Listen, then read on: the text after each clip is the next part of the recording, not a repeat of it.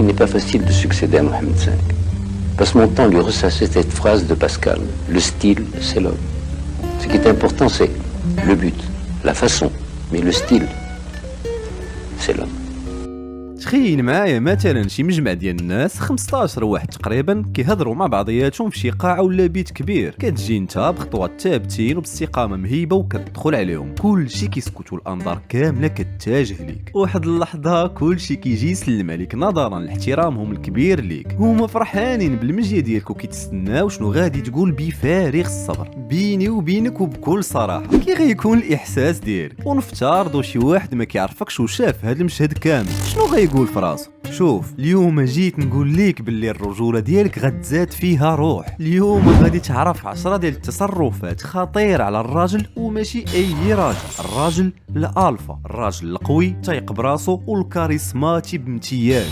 غادي تشوف حتى كيفاش يمكن ليك تشرك هاد التصرفات وكيفاش تدمجهم في شخصيتك. اصلا اليوم غتتمتع مزيان، حيت زياد على الاهميه ديال هاد الفيديو اللي غتشوف غادي تلقى في الديسكريبسيون كورس متكون من 5 ديال الفيديوهات على فن التعامل مع الناس، كيفاش تكسبهم وتجذبهم لعندك، وبالخصوص كيفاش تطور شخصيه كاريزماتيه. فاول خطوه خاصك تعرف باش تكون راجل الفا وتجذب الناس لعندك هي تكون قادر تخلق حياه خاصه بك وتكون انت هو البطل الرئيسي الوحيد فيها. كيفاش؟ الهدف هو تعرف تساير الحياه بالتطور ديالها وبالاعتماد على القدره ديالك في مواجهه المخاطر والمنافسه. راه في الاساس الراجل تخلق وتبرمج على باش يتكاثر يتطور ويبقى اطول وقت ممكن في الحياه. هادشي علاش بالاسقاط الراجل ما يمكن يقول على راسو راجل الا ما كانش قادر يلبي احتياجاته الخاصه به. اولا الراجل ديال بصح كيقلب على كاع الحلول باش يهز راسو براسو. الا كان البشر ميز على كاع الكائنات اللي كاينه بالعقل اللي عطاه الله الا هو باش يوظفوا ويخدموا. راه ما كاين حتى واحد غيديرها في بلاصتك الا ما نطيش تعلم وتصبر، تخدم وتصبر، وفي الاخر تسنى النتيجه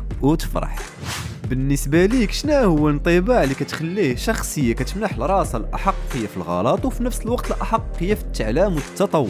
بلا شك انطباع ديال الشخصيه الكاريزماتيه. فمن غير التعاطف اللي غنشوفوه في النقطه السادسه، الالفا كيعرف يدير بلاصتو في بلاصه الناس، كيتعامل مع كل شيء بنفس الطريقه، ما عندوش الفرق بين المراوات والرجال، وما كيفضل حتى شي واحد على الاخر. حتى كاين واحد النوع ديال الدراري وللاسف اللي غير شي دريه كتهضر معاه كيتحل مسكين كامل وكيولي يمشي على يديه ورجليه على وده.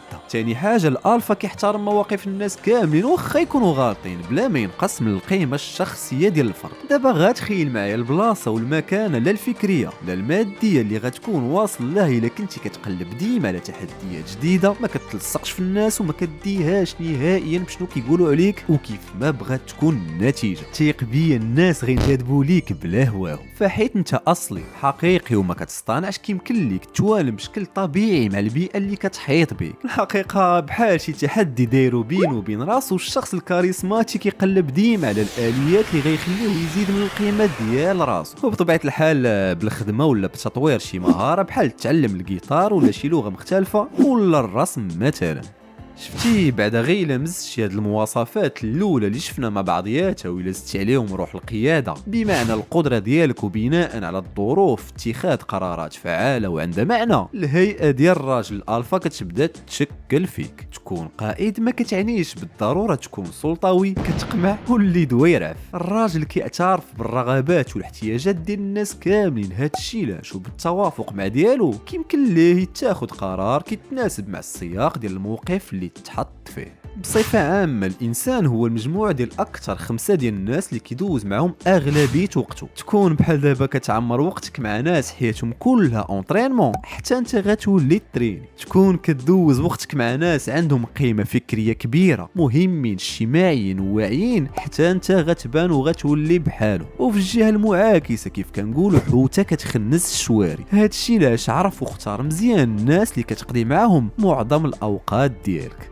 في نظركم علاش السبع هو ملك الغابة وكل شيء كيخاف منه؟ بكل بساطة حيت هو الحيوان الوحيد اللي يمكن ليه يحمي العائلة ديالو، واللي كتعتبر تحدي كبير بحد ذاته، نظرا ان هذه الفصيلة هي اشرس وحدة في الحيوانات. خوه ما يعقلش عليه. هادشي علاش من بين الاساسيات اللي كيشكلوا الراجل الحقيقي هي القدرة ديالو في حماية راسو والعائلة ديالو اولا ومن كاع النواحي، يعني جسديا فكريا وحتى ماديا. وهاد النقطة كنركز عليها حيت مهمه بزاف بعدا غير باش تعرف راه اول صفه كتقلب عليها المراه في الراجل هي واش قادر يحميها ولا لا، وثاني صفه غنشوفوها في النقطه السابعه. اما راه ما كاين لا فارس احلام لا ظريف لا زوين، داكشي غا كيكذبوا علينا فيه في الافلام ديال هوليوود والمكسيكيه. بالعربيه خاص تكون سبع بالمفهوم البشري، وعاوتاني ماشي اللي يبان لك تمشي تعضو. الكلب اللي كينبح ما كيعطش. والطريقه اللي خاصك تتصرف بها باش يمكن ليك تمنح الامان والحمايه، اولا تكون منفتح، دير بلاصتك في بلاصه الناس وتحاول تفهمهم. راه النزاعات كيتحلوا بالعقل، الصحه كتبقى هي اخر اختيار منين كتجبر عليك. ديك الساعه في حاله الا تحطيتي في شي وضعيه خطيره يمكن ليك تبين على نيابك.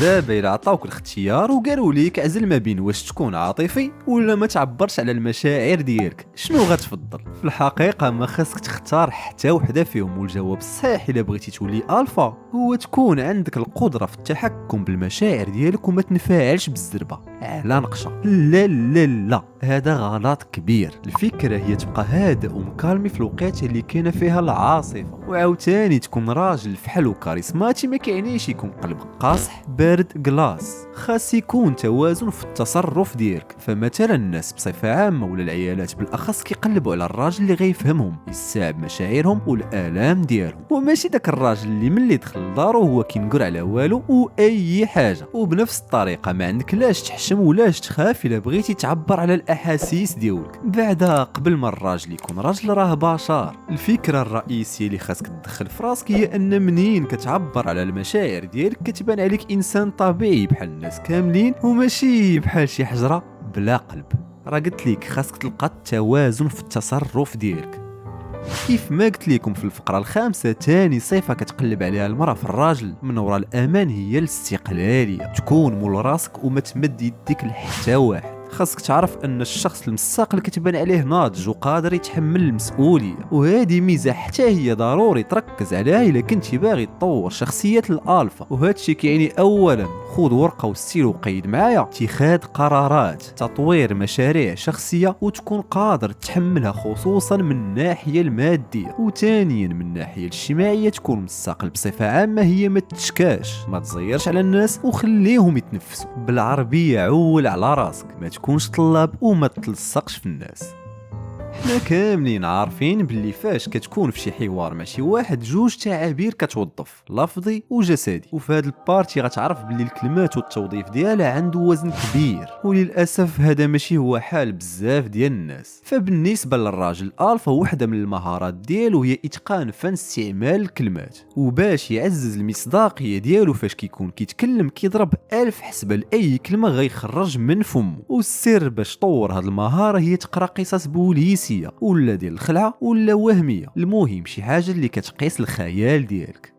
وتكون كتهضر مزيان وانت حالتك حاله ما غيفيدك بوالو، بمعنى شعرك مخربق، وجهك ما محسنش، لابس حوايج ما متناسقينش، ومن الفوق زايدها بهيئه جسميه منغالقه، يعني ظهرك محني وعينيك كيشوفوا لتحت. بالعكس الناس ما غيعطيوكش الوقت نهائيا. اللي خاصك تعرف هو قبل ما تنطق باي كلمه اول حاجه كيشوفوها الناس فيك هي لباسك، المشيه ديالك والوقفه ديالك، بصفه عامه الهيئه الجسميه والخارجيه اللي كتعبر بها على راسك. وهذا موضوع خطير بزاف، غنخلي لك الكورس على اللغه الجسديه وطريقه التوظيف ديالها في الديسكريبسيون. شوف بغيتي تكون الفا ضروري اساسي ومهم تعتني بالجسم ديالك بشويه ديال الرياضه ولو غير في الدار، وتعطي قيمه للهيئه الخارجيه ديالك. بغيتي تكون عاطي العين قاد حالتك، المشيه ديالك ولبس مزيان.